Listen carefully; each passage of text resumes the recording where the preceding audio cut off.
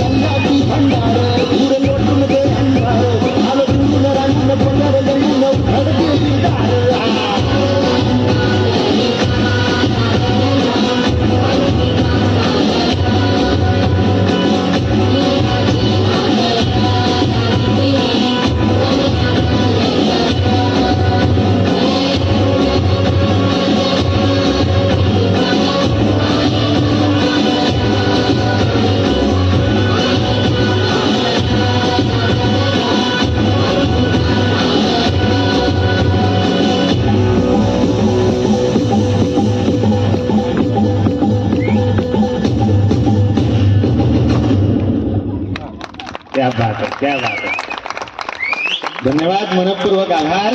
जोरदार टाळ्या मंडळी या अप्रतिम अशा या परफॉर्मन्ससाठी.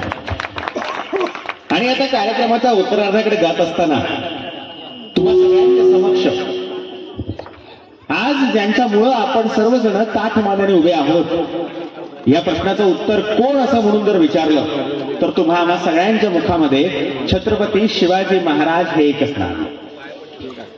छत्रपती शिवाजी महाराज खरं तर केवळ एक नाव नव्हतं, तर तो एक जिवंत जागता ब्रँड आहे. कारण त्या ब्रँडच्या नावाने तुम्ही आम्ही सगळेजण आज मराठी मरेपर्यंत हट्ट धरणारे म्हणून ओळखले जातात. महाराष्ट्रासारख्या दरी डोंगराच्या दुर्गम प्रदेशाला ज्यांनी सुजलाम सुफलाम केलं, इकडच्या शेतकऱ्याला ज्यांनी मावळा म्हणून क्षत्रिय बनवलं, नव्हे तर या उभ्या महाराष्ट्राला महान असं राष्ट्र ज्यांनी घडवलं ते छत्रपती शिवाजी महाराज. लोकमान्य टिळक म्हणाले की स्वराज्य हा माझा जन्मसिद्ध हक्क आहे आणि तो मी मिळवणारच, पण या स्वराज्याची मुहूर्तमेढ जर कोणी रोवली असेल तर ती 450 वर्षांपूर्वी आपल्या छत्रपती शिवाजी महाराजांनी. आजही जेव्हा जेव्हा गल्ली बोळातून आवाज निघतो छत्रपती शिवाजी महाराज की, तर हा जय जयकार कोणाला करायसाठी अर्ज करावा लागत नाही. कारण लहानपणापासून आपल्या रक्तात भिनलाय. जेव्हा जेव्हा छत्रपती शिवाजी महाराज की अशी आरोळी येते तेव्हा आपसूकच पोटातून ती जयाची सूळ बाहेर निघते. यासाठी कोणाला जबरदस्ती करावी लागत नाही. छत्रपती शिवाजी महाराज 18 पगड जातींना एकत्र घेऊन ज्यांनी या दरी किल्ल्यातून महाराष्ट्राच्या स्वतंत्र भूमीला एका वेगळ्या उंचीवरती नेऊन ठेवलं. आज खरं तर त्यांचाच वारसा पुन्हा एकदा सांगण्याची गरज आलेली आहे. पण दुर्दैव तुमचं आणि आमचं असं की आपण सगळ्यांना छत्रपती शिवाजी महाराजांचा फोटो घरात हवा असतो, पण छत्रपती शिवाजी महाराज तुमच्या आमच्या घरात नव्याने जन्माला आले तर आपल्याला थोडी भीती वाटते. आपल्याला वाटतं शिवाजी जन्माला यावेत, पण ते शेजारच्या घरात, स्वतःच्या घरात कशाला ते डोक्याला त्रास, कशाला आपण दुसऱ्यांसाठी लढायचं. आपलं पोट आणि आपलं कुटुंब एकत्र सांभाळलं की आपलं आयुष्य संपलं एवढंच आपल्याला वाटतं. पण जर त्या रायरेश्वराच्या किल्ल्यावरती महाराजांनी त्या मुठभर मावळ्यांना घेऊन शपथ घेतली नसती तर कदाचित आज तुमचे आणि आमचे संसार या ठिकाणी उभे राहिले नसते. हे आपल्या सगळ्यांना लक्षात घेणं गरजेचं आहे. आणि म्हणून कार्यक्रमाच्या उत्तरार्धाकडे जात असताना एकदा जोराच्या छत्रपती शिवरायांना वंदन करत त्या मानवंदनेमध्ये पुढे जाणार आहोत आणि त्या महाराजांचा जय जयकार करत तुम्हा आम्हा सगळ्यांसमोर त्या शिवसृष्टीचा देखावा उभा करण्याचा प्रयत्न आम्ही कलाकार करणार आहोत. काही चुकबूल झाली तर माफी असावी, कारण त्या महाराजांच्या प्रतीचं प्रेम हे मात्र खरं आहे. आणि त्या छत्रपती शिवरायांचा यलगार सांगत तळपत्या तलवारीप्रमाणे हातातल्या मनगटाप्रमाणे महाराष्ट्राच्या दरी खोऱ्यातून प्रत्येक गोष्ट तुम्हा आम्हा सगळ्यांना घेऊन सादर करत आहोत ललगार छत्रपती शिवाजी महाराज की.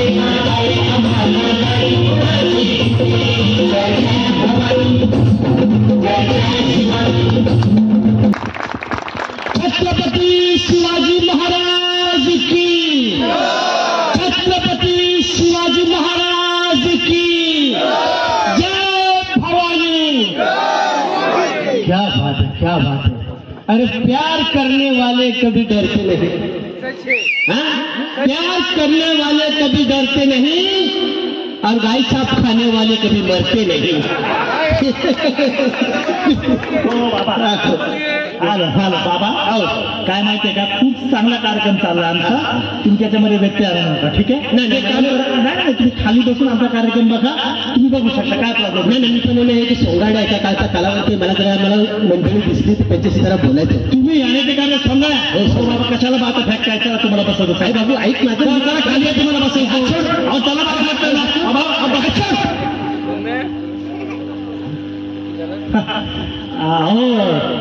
काय झालं बाबा? अरे हल्ली कोणी हात धरला तर भीती वाटते रे. का? कारण माझा 30 वर्षाचा मुलगा आहे, त्याने मला ह्याच हाताला धरून घराच्या बाहेर काढलं आणि वृद्ध आश्रमामध्ये टाकलं. कारण त्याच्या राजा राणीच्या संसारात आता म्हातारा बाप त्याला जड झाला. अरे एवढा लहान होता तर ह्याच बापाच्या हाताला धरून तो चालायला शिकला रे. पण आज ह्याच म्हाताऱ्या बापाच्या हाताला धरून चालायला त्याला लाज वाटते, लाज वाटते त्याला. अरे मला मुलगा झाला ऐकून मी फार आनंदी झालो होतो. ऐकत नसताना आपल्या गावात पेढे वाटले होते, मी पेढे वाटले होते. तर त्या गोष्टीची आज कुठेतरी खंत वाटते मंडळी, की त्या देवाला नवस करून एक मुलगा मागण्यापेक्षा एक मुलगी मागितली असती, जगण्याला सहारा मिळाला असता. अरे या मुलाला 2 वेळचं अन्न करणारी आई लक्षात राहते रे, पण आयुष्यभरच्या शिजोरीची सोय करणारा बाप मात्र कोणाच्या लक्षात राहत नाही. बाप लक्षात राहत नाही. अरे सलून मध्ये 60 रुपये दाढीला जातात म्हणून 2 रुपयाचा ब्लेड आणून घरीच दाढी करणारा बाप कोणाच्या लक्षात राहतो. मुलांना प्रत्येक सणाला नवीन नवीन कपडे घेऊन देणारा बाप मात्र फक्त बनियांमध्ये आपल्या समाजात वावरत असतो. तो बाप कोणाच्या लक्षात राहत नाही. मंडळी, आपल्या हाताला एखादा चटका लागला, एखादी सीळ टोचली तर आपल्या तोंडातून आपसूक आई जो हा शब्द बाहेर पडतो. पण ज्या वेळेला एखादी इमारत कोसळते तेव्हा बाप हा शब्द बाहेर पडतो. ज्या वेळेला एखादं विमान कोसळतं तेव्हा बाप हा शब्द तोंडातून बाहेर पडतो. कारण छोट्या छोट्या कारणासाठी आई असते रे, पण ज्या वेळेला मोठमोठी वादळं पेलवायची असेल ना तेव्हा हा बापच आठवतो, हा बाप आठवतो. म्हणून माझ्या तरुण मित्रांना मला काहीतरी सांगायचं की अरे हे म्हातारपण कोणी आवडीनं मागून घेत नसतं रे, हे त्या निसर्गाची देण आहे. प्रत्येकाला ह्याच्यातून एकदा ना एकदा तरी जायचं असतं. म्हणून माझ्या तरुण मित्रांना मला एकच सांगायचं की अरे इस बुढ़ापे के साथ किसकी यारी है, इस बुढ़ापे के साथ किसकी यारी है। आज हमारी तो कल तुम्हारी बारी है, तुम्हारी बारी है। मंडळी जाता जाता इतकं सांगतो की तुमच्या आजूबाजूला तुमच्या घरामध्ये कोणी वृद्ध माणसं राहत असतील, कोणी म्हातारी माणसं राहत असतील, तर दोन शब्द त्यांच्याशी प्रेमाने बोलावे आणि त्यांना जगण्याची उमेद द्या. कारण त्यांनी आयुष्यभर या संसारासाठी स्वतःची हाडं भार काढलेली असेल, त्याच्या रागरांगोळी केली असेल, म्हणून त्यांना दोन शब्द प्रेमाने बोला आणि जगण्याची उमेद द्या. नहीं तो माझ्यासारखा दूसरा भाताला बाप बनाए नको कि मेरे दिल के पपोले जल उठे मेरे सीने के आग से, मेरे दिल के पपोले जल उठे मेरे सीने के आग से, और मेरे घर को आग लगी मेरे घर के चिराग से, मेरे घर को आग लगी मेरे घर के चिराग से.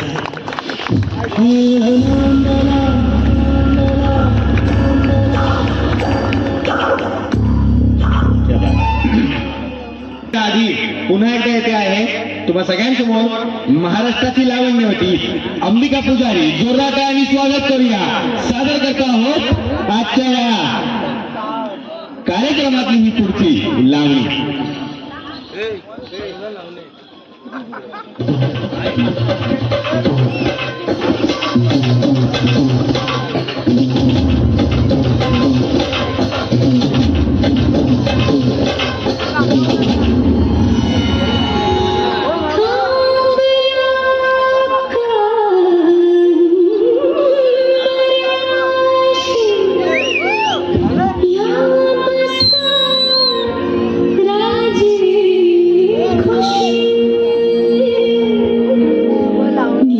राज